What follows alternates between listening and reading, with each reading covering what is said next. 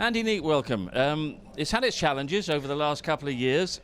Sum up as we get towards the end of this season, the sort of progress and the place you're in now. You know, I love the BTCC. It's always a challenge. This year's been a bit up and down for me, more so than other seasons. Obviously, with COVID, I managed to catch it and unfortunately miss a few weekends, but that hasn't helped. But, you know, I love it. We're making progress.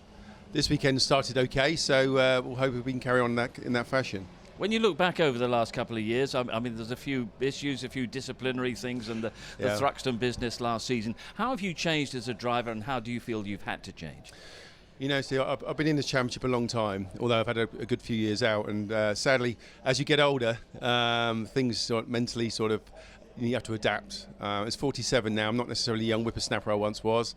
My reactions aren't necessarily as fast as they maybe once was, but the championship is still fantastic. You have to adapt to it. It's a young man's sport, let's be honest. And some of the drivers out there are fantastic, you know, of the highest level.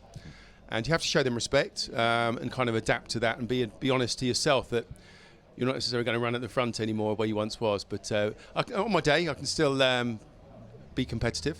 We need to find that again. But that's how we're looking for the season now to finish. How frustrating do you find that, the sense of losing that edge? I mean, how determined are you to stay in the championship as well? I am determined, but I'm a realist as well. You know, when I go back, rewind 15 years, I was winning one-make championships, which is fantastic. And I get in the car, and things that you do more instinctively don't necessarily happen as fast now. And it is frustrating because you go home after a weekend and you've had a tough one, and you think, what did I do wrong? But you watch it back and you look at the data and you analyse what everyone else did, and you realise, you know, that's just age. Unfortunately, you look at, a good friend James Thompson. He's one of my best friends, and I chat with him all the time. And he said to me, mate, look, as you get older, things slow down. He said, just accept it and get on with it. Don't try and battle it. I know that.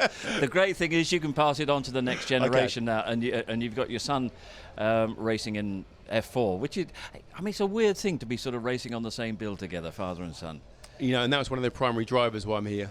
It was a bit of history to be able to race in the same build as my son and walk over and watch him go round just after I got out the car is something money can't buy. It's an amazing experience, and for every time he has a good opportunity on track or he has a good result, it feels so much better for me watching him do that than it ever did for myself.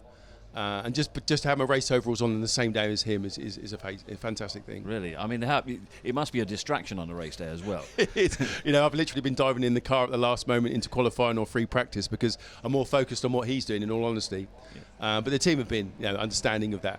But it's a good distraction. Well, we wish both of you the best this weekend, Aidan 1 and Aidan 2 as well. And have a good weekend and keep it going. Best wishes to the lad as well. Thank you ever so much. Thanks.